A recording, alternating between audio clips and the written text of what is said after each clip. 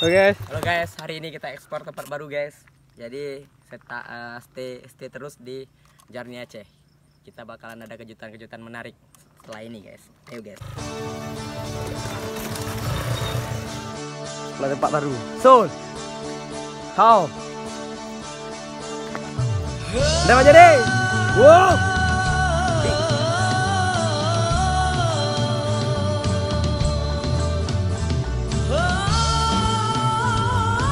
Ekspor tempat baru guys.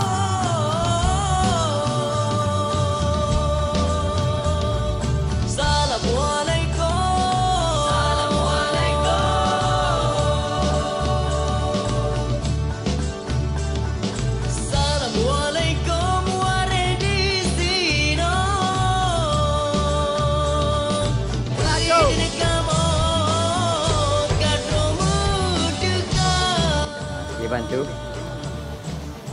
Ini tempat wisata Aceh. Dunia ni rahmat Allah. Nikmat mana lagi yang kau dustakan? Nikmat mana lagi yang kau dustakan?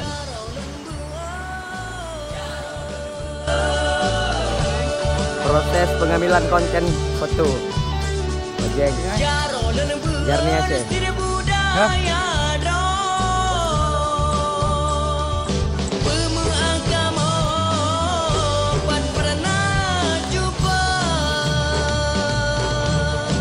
Konten untuk foto Jarni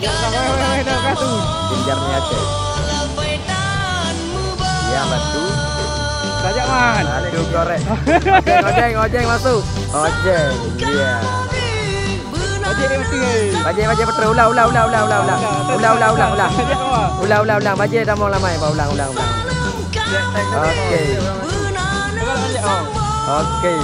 Nah.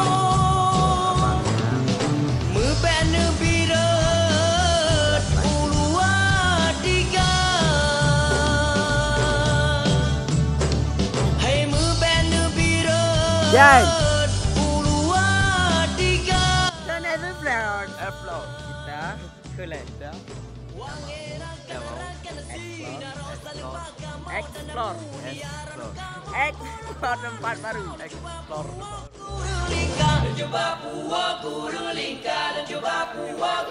Hey lona meni negada buah asal kalau lana pada kayu mata kalau pera dang atu bae buah pera da gampang Dadah le. Jeng.